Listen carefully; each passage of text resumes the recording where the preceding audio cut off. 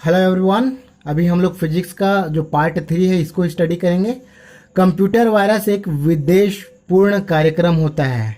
इसे किसी नुकसान वगैरह करने के लिए इसको बनाया जाता है। आईसी चिप सिलिकॉन, जर्मेनियम या सेमीकंडक्टर से बनाया जाता है। इसका उपयोग हार्डवेयर में किया जाता है। संगणक मतलब कंप्यूटर के आईसी चिप प्रायः सिलिकॉन के बनाए जाते हैं। ब्रिटिश भौतिक शास्त्री एवं कंप्यूटर विशेषज्ञ टिम बर्नर्स-ली ने विश्वव्यापी संजाल डब्ल्यू का आविष्कार एवं प्रवर्तक किया। जो डब्ल्यू हम लोग लिखते हैं ना किसी भी वेबसाइट में, तो इसी का ये प्रवर्तक है टिम बर्नर्स-ली। और HTML एक सॉफ्टवेयर है जिसका भी यही प्रवर्तक है। कंप्यूटर के संदर्भ में रैम का पूरा नाम रैंडम एक्सेस मेमोरी है। जो भी जैसे हम लोग कंप्यूटर में जो सामने फ्रंट में काम करते हैं वही उसका रैम पावर होता है या वोलाटाइल होता है। मतलब लाइट वाइट बंद हो जाने पर ये इस पर जो डाटा स्टोर होता है वो ख़त्म हो जाता है। वह युक्ति जिसके द्वारा आंकड़ों को टेलीफोन के माध्यम से बाइनरी सिग्नलों की सहायता से भेजा जाता है मॉडेम कहलाता है। चलिए, अमेरिका के नील आर्मस्ट्रांग अपोलो यान द्वारा 16 जुलाई 1969 को चंद्रमा पर पहुंचने वाले प्रथम मानव थे। तो चंद्रमा पर पहुंचने वाले प्रथम मानव नील आर्मस्ट्रांग थे। इन्होंने अपना बायां पैर पहले ही चंद्रमा के सतह पर रखा। इसके साथ एडविन एल्ड्रिन भी गए था। तुल्यकाली या भू स्थिर उपग्रह लगभग 36,000 किलोमीटर की ऊंचाई पर स्थापित होता है। इनका जो परिक्रमा होता है वो पृथ्वी के सापेक्ष स्थिर होता है।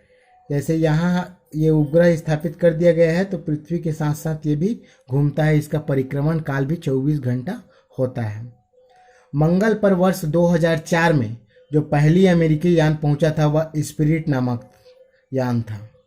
सितंबर 2002 में भारत ने मैटसेट प्रक्षेपित किया। मैटसेट मतलब मैट सैटेलाइट है ये। 20 सितंबर 2004 को एजुसेट का प्रक्षेपण किया गया।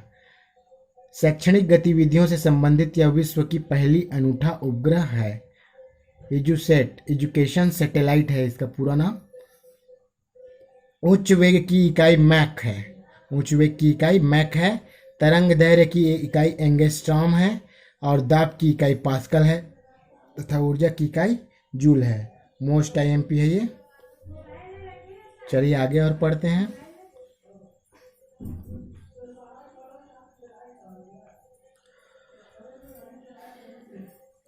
पश्चिमी देशों में कापरनिकस ने पहली बार कहा था कि पृथ्वी सूर्य के चारों ओर चक्कर लगाती है और पृथ्वी ब्रह्मांड का केंद्र बिंदु नहीं है। पृथ्वी ब्रह्मांड का केंद्र बिंदु नहीं है। इन्होंने बताया था सूर्य सारे ब्रह्मांड का केंद्र बिंदु है। तारे का रंग उसके ताप का सूचक है। ब्लैक होल अंतरिक्ष का ऐसा पिंड है जिसका घनत्व बहुत उच्च होता है। इस गुण के कारण किसी भी विकिरण को वह बाहर नहीं आने देता, सबको वह अवशोषित कर लेता है और काला दिखाई देता है। वह सीमा जिसके बाहर तारे आंतरिक मृत्यु से ग्रसित होते हैं चंद्रशेखर सीमा कहलाती है। चंद्रशेखर सीमा 1.44 गुणित सूर्य का द्रव्यमान के बराबर होता है। सूर्य का द्रव्यमान के बराबर होता है। यह द्रव्यमान मापने की सबसे बड़ी इकाई है। आकाश गंगा का स्वरूप सर्पाकार होता है। पृथ्वी के निकटतम दूरी पर स्थित ग्रह शुक्र है। शुक्र को पृथ्वी का जुड़वा बहन भी बोलते हैं। एक जीवधारी के रूप में पृथ्वी का वैज्ञानिक नाम ग्रीन प्लेनेट है। पृथ्वी को ग्रीन प्लेनेट के नाम से भी जाना जाता है। कार्य का मात्रक जूल है। दाब का जो ऐसा ही मात्रक है पास्कल है। 1 माइक्रोन 10 के घात ऋण 6 मीटर होता है। 1 माइक्रोन बराबर। एम्पियर विद्युत धारा मापने की इकाई है। चालक की वैद्युत प्रतिरोधकता की इकाई ओम है। प्रकाश वर्ष दूरी की इकाई है। प्रकाश एक वर्ष में जितनी दूरी तय करता है उस दूरी को एक प्रकाश वर्ष कहते हैं। 1 light year is equal to 9.46 into 10⁻15 metre होता है। पारसेक दूरी की इकाई है जो 3.26 प्रकाश वर्ष के बराबर होता है। यह दूरी का सबसे बड़ा मात्रक पारसेक होता है।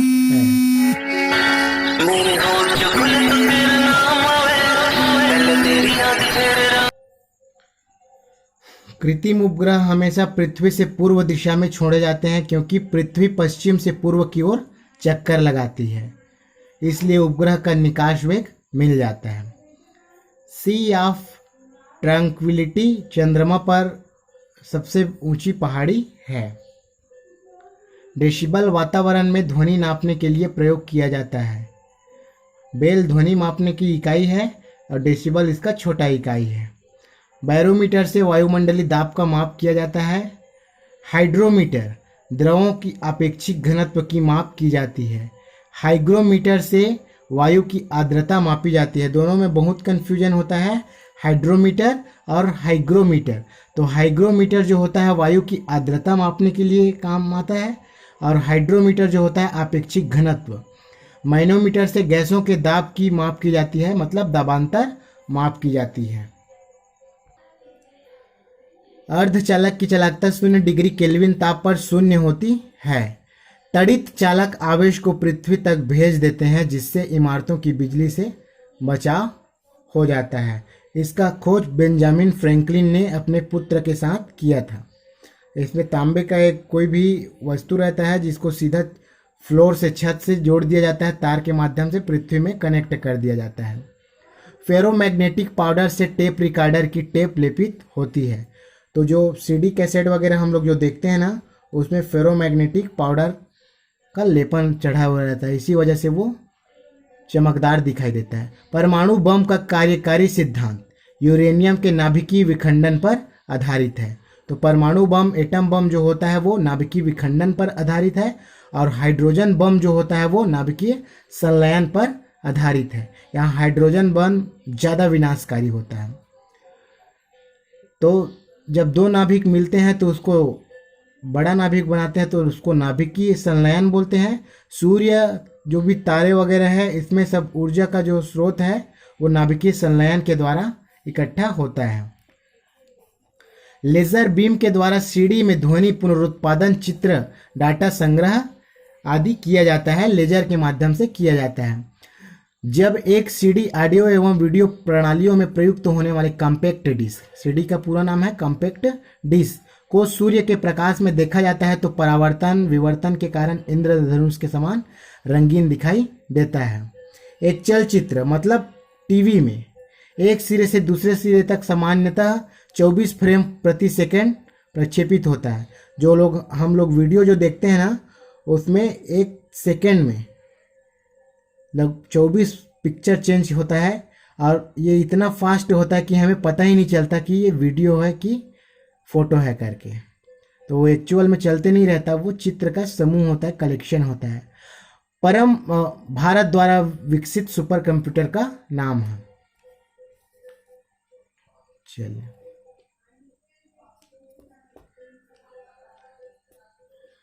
मोस्ट आईएमपी है क्रायोजेनिक्स।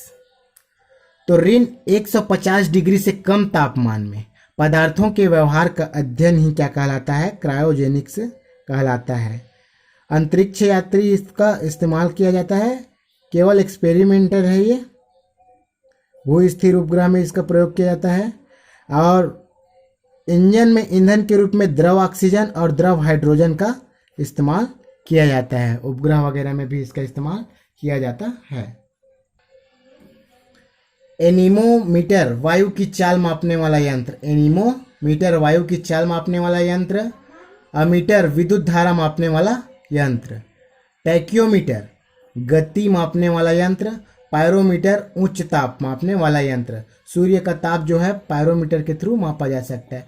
होलोग्राफी त्रिआयामी में लेजर किरणों की सहायता से छायांकित चित्र बनाने की तकनीक है। त्रिआयामी ये गैल्वेनोमीटर कम मात्रा की विद्युत धाराओं को नापने वाला यंत्र है। रडार, रडार का प्रयोग रेडियो तरंगों द्वारा वस्तुओं की उपस्थिति तथा अवस्थिति ज्ञात करने के लिए किया जाता है। रडार का उपयोग हेलीकॉप्टर वगैरह, जहाज, हवाई जहाज, इसमें भी इस्तेमाल किया जाता है।